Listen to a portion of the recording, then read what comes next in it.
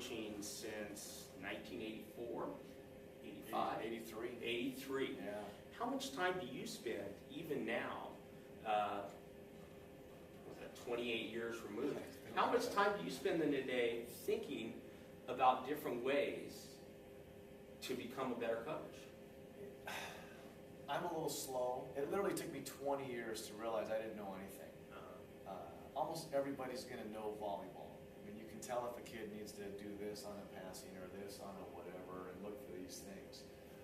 But the thing that took me the longest to realize was I need to make sure I can communicate with my kids. And it's hard because it's not anything that I put on paper. I communicate with Lance today. I'm going to communicate with Tom today. You just kind of know, being a parent, being older, if a kid's having a tough day or something hasn't been going well for a week or two, you know when a kid comes in and there's something not quite right. And so you tend to make sure you're aware of that, because if the kid's, something's not right, it could be something with his family. If it's something silly like I didn't get tickets to the concert, it's like, hey, Come on. let's go.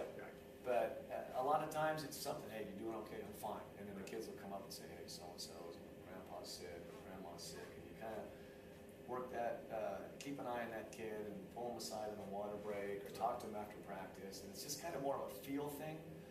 But if you're kind of in tune to each player, it's hard, because sometimes you just want to just play and forget your outside issues when you come in here, which is what we talk about. But the reality is, it doesn't happen. So it's just kind of an experience thing.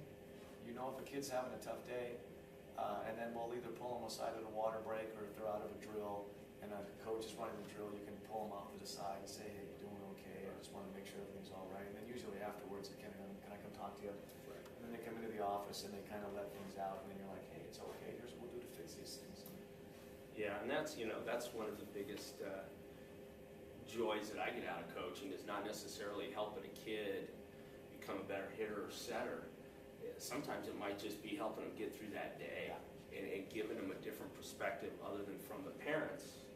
Says, hey, here's what I might do, here's what I might suggest. That to me is just as satisfying as seeing the guy get up and crush a one the right way. Well, as a coach, we spend more time with these kids daily than their parents do. And that's not a negative. That's just the way it is. So you might have them 3 hours a day, and dad doesn't come home except for dinner, and then the kid's doing homework and all these other things, and dad might spend an hour with them. So as coaches, we actually spend more time with these kids during the season. But and you get to know them. And that to me is something that's really important, that's been working for us. It's not just about the volleyball, but you're a parent, so you have a variety of things. You get football games, baseball games. It's not just volleyball. You have kids do, and you got a lot of things that you're juggling right now. It's hard. But it's not just about the volleyball. And so we try to let our kids. We want to get to know our kids, and it's hard because you have to communicate. But you find out what they like, what they don't like. You kind of learn their personalities, and then it just helps you. It takes time to learn that this kid, I might need to tell Lance, every day, if I kick Lance in the rear, that gets him going. But if I kick Tom in the rear, he kind of folds. I got to kind of adjust to how I talk to Tom, because he's not as tough mentally as Lance is. And so that's what's hard, is you got to kind of find what makes a kid click. And a lot of times it has nothing to do with his abilities. It just has to do with, if you say, Stewart, what the heck you doing? We got to make that play. Like, all right, coach, how do you do it? And if you say that to Tom, he's like, oh my gosh, coach thinks I suck. So that's the thing that I've learned, is we just talk to each kid. And we're not perfect. We made plenty of mistakes. I've made plenty of mistakes. But I'll tell the kid, hey, I was wrong. I'm sorry. Anyway, just getting to know the kids and kind of what makes them tick, that's what seems to. And if we can do that, that makes our job easier, and the kids are going to want to play harder for you, because they know that you truly care about them. And if they know that you care about them, they'll go through a wall for you. Exactly. And that's, not that anybody's asking for my advice, but I think you hit it right on the head.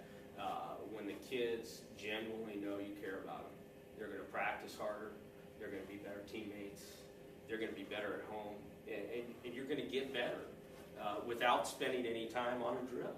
Just them knowing that you care about them. Let's shift gears here. One question. Junior club volleyball. your daughter when you're on a team.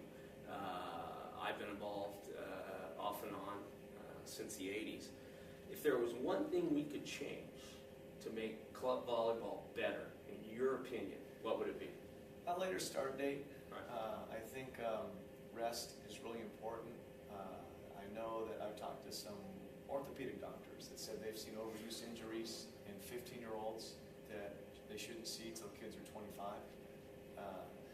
And I don't think there's enough strength training that goes on, and that's why you need an off season to let the body recover, let the mind recover, and then you need to do, you did everything, football, baseball, basketball, whatever it was, volleyball. Lance was doing everything, so your body, you were cross-training without cross-training. Right. Exactly. And I don't think kids do that now, because Right. they kind of get one sport, and so they don't develop their bodies differently. But a later start date, whether it's February 1st, March 1st, whatever, give them a chance to do something different. And that would be my opinion, but I don't coach club. Right. And has it helped kids get a ton of scholarships? Absolutely. But it's also beat up a lot of kids. And we talked a little bit earlier about this article that came out in the ABCA monthly periodical about Ken Cantor is a wonderful strength and conditioning coach that specifically deals with volleyball athletes. And through their research, one of the things they came up with that is if a player is 50% undertrained, that player will perform better in competition than a player that's 0.5% overtrained. Wow. And so it just takes a little bit of overtraining to really lower your ability to perform well in a match. Wow. And that article that Tom's referring to will be up on volleyballnow.net later today.